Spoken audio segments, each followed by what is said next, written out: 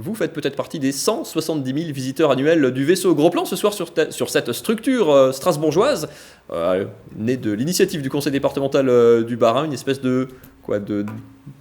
d'accession à la science pour les enfants. C'est pas très joliment dit, vous allez le faire mieux que ça. Philippe Gidest, bonsoir. Bonsoir. Vous êtes le directeur de cette structure, le vaisseau, donc, qui accueille, comme dit, 170 000 visiteurs par an, qui a fêté ses 10 ans l'an dernier. Comment on peut, pour ceux qui ne connaîtraient pas encore le vaisseau, comment vous définissez cette structure qui a quand même plusieurs formes?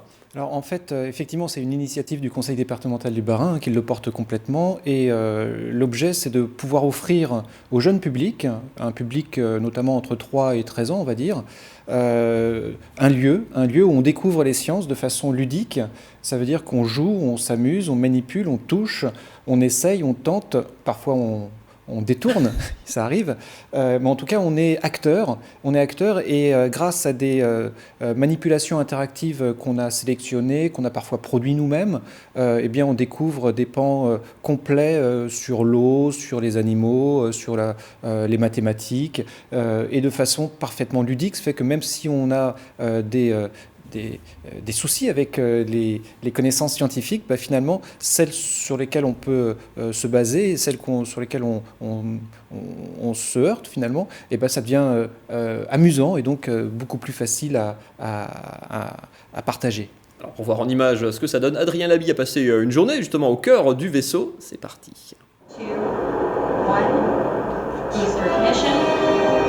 S'envoler pour Mars à bord d'une navette spatiale, un rêve de gosse.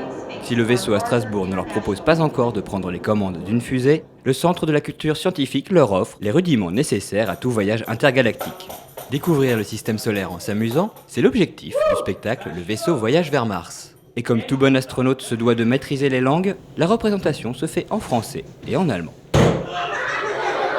On part d'une intention, on choisit un sujet et puis on essaye, en intégrant des connaissances, de raconter une histoire qui captive les enfants, qui les amuse et qui permette aussi, pour les Français et les Allemands qui ne comprennent pas la langue du voisin, de suivre ce qui se dit entre les deux personnages, parce que l'un parle en allemand et l'autre en français.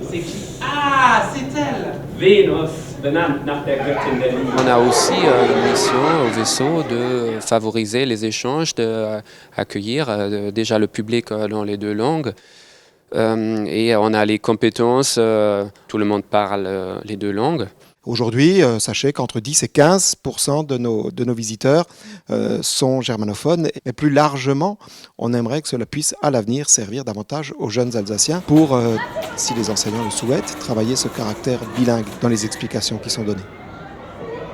Je vous propose de nous diriger vers l'univers des animaux. Faire découvrir la culture scientifique aux enfants, tout un défi. Cela passe par le jeu, l'expérimentation. Ici, il est interdit de ne pas toucher. L'enfant, en premier lieu, va choisir parmi différents animaux l'animal qu'il souhaite lui-même représenter.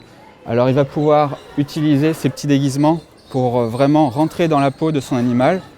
Donc la première station consiste à marcher, à être dans le déplacement de l'animal qu'on aura choisi de représenter, avec une petite vidéo d'introduction où là toujours les enfants, à leur niveau, peuvent sélectionner sous forme de petits pictos l'animal qu'ils ont choisi d'être. Et l'idée, c'est par analogie, par comparaison, d'essayer de reproduire un peu ce mouvement de marche. Un enfant qui reproduit le comportement d'un animal, ça a l'air d'un simple jeu, mais pour lui, c'est une première étude comportementale. On rentre ainsi dans une approche scientifique. On fait appel à des enseignants, on fait appel à des spécialistes des animaux, du comportement animal, pour être sûr que l'idée sera applicable notamment par rapport à cette tranche d'âge. Donc nous, le vaisseau, on part avec une intention. Et à partir de là, on essaye de rédiger, là avec une personne qui nous aidait, un programme qui comprend le détail des parcours et à chaque fois les objectifs pédagogiques ou simplement ludiques associés à chaque station. Le vaisseau s'est équipé d'une cabine de projection 3D. N'espérez pas y voir les derniers blockbusters. La programmation affiche les mêmes ambitions que le reste des activités, apprendre en s'amusant. On est à la recherche de films qui ont une entrée pédagogique et ludique, qui s'adaptent, qui sont appropriés pour des enfants à partir de 6-7 ans en général. Et ponctuellement, on fait des coproductions, donc c'est nous qui décidons de partir dans une direction. En ce moment, le film projeté s'appelle Autant n'emporte le temps. C'est un film qui a été coproduit par Le Vaisseau, Amopix, qui est un studio de création audiovisuelle strasbourgeois, et le père de Célesta, qui est le pôle archéologique interdépartemental rhénan. C'est un film qui va vous parler des différents métiers de l'archéologie et des différentes étapes d'un chantier de fouille. Pour ce film de 15 minutes, plus d'une année de travail aura été nécessaire, mais peu importe, car transmettre la culture scientifique aux plus jeunes est une affaire de patience et de passion. Nous sommes bien là, au calme de la campagne. Voilà pour cette immersion. On a évoqué le côté franco-allemand, enfin ce côté-là. Il y a 15% de visiteurs qui sont germanophones. C'est depuis le départ, hein, c'est un vrai choix qui a été fait, une vraie politique tournée vers l'Allemagne. Effectivement, c'est une particularité, ça a été une volonté du conseil départemental du Bas-Rhin et des élus de faire en sorte que ce lieu soit un lieu de rencontre entre les jeunes Français, les jeunes Allemands, et faire en sorte que dans ce lieu, ils puissent découvrir ou perfectionner l'apprentissage des langues. Tout est totalement doublé, hein. Enfin, il y a vraiment un échange. Et même pour les éléments interactifs, on a des consignes, et c'est en français, c'est en allemand, c'est aussi en anglais, parce qu'on a à peu près 5-6% de notre public qui vient d'autres pays. Strasbourg est une capitale européenne, donc on a aussi des publics qui viennent de tous les pays du monde. Et l'objet, en fait, c'est de pouvoir faire en sorte que des rencontres, des événements puissent être à la hauteur de ce lieu, au bénéfice de ces publics-là. Et par exemple, la semaine dernière, on a eu toute une semaine avec des classes bilingues, des classes jumelées, qui se sont retrouvées au Vaisseau, avec un projet pédagogique qui a été travaillé avec le rectorat et le pendant du côté allemand. Et ça a fait une semaine extrêmement noble, de qualité, où on a mis en exergue en fait, ces rencontres, et les enfants qui ont participé étaient pleinement heureux. On a vu, vous accueillez beaucoup de scolaires, vous travaillez en lien direct avec les écoles et les enseignants ? Oui, là encore, le Vaisseau et le conseil départemental du Bas-Rhin a voulu faire en sorte que ça soit un lieu qui bénéficie à l'ensemble du territoire, et on propose aux écoles une bourse à la gratuité. 800 classes sont invitées par an pour visiter gratuitement le Vaisseau. Et donc, il y a des réservations qui se font tout au long de l'année pour cela.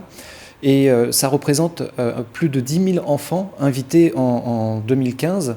Et l'année 2015 a été une année exceptionnelle, puisqu'on a eu près de 200 000 visiteurs. On a flirté avec les 200 000 visiteurs. Ça a été le record depuis l'ouverture du Vaisseau. Ça montre bien que on a une place essentielle dans le territoire. Il y a une demande aussi, une véritable demande.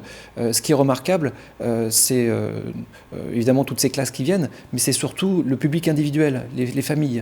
Il faut venir lors des week-ends, pendant les vacances, et notamment les petites vacances, où on voit en fait un afflux de public qui... Il faut venir tôt d'ailleurs, hein, parce que parfois c'est comme à la piscine, hein, il y a une jauge maximum, et puis à un moment effectivement il y a des jours où c'est complet, tout simplement. C'est complet parce qu'évidemment on ne peut pas pousser les murs. Dans ces murs, justement, il y a une partie qui a été refaite l'an dernier d'exposition permanente, et il y a toujours cette partie temporaire. Ça, c'est pour qui est toujours chaque année, enfin, ça dure pas tout à fait un an, généralement, les expos temporaires, pour avoir une part variable pour que quand on revienne, il y a des éléments nouveaux. Ça, vous avez déjà de la visibilité sur les expos à venir? Alors pas encore, mais parce que ce sont des projets qui sont importants, et l'objet de les définir est parfois un petit peu complexe. Alors là, actuellement, on a une superbe exposition temporaire sur le son et la musique. On est en train de réfléchir sur ce qu'on va pouvoir proposer à partir de septembre prochain. Ça sera une année extrêmement créative, en tout cas, ça, je peux vous l'affirmer. Et en fait, nos expositions temporaires durent 1 an. Et autour de ces expositions temporaires, on crée des partenariats, des relations avec d'autres acteurs du territoire. Je vais vous couper, malheureusement, on va en rester là. Ça, c'est les images du Brouharium, ça c'est l'expo de cette année. Si vous rejoignez le Vaisseau, donc au sud de Strasbourg, vous aurez l'occasion de le retrouver. Merci beaucoup, Philippe Ginès, d'être revenu sur le plateau.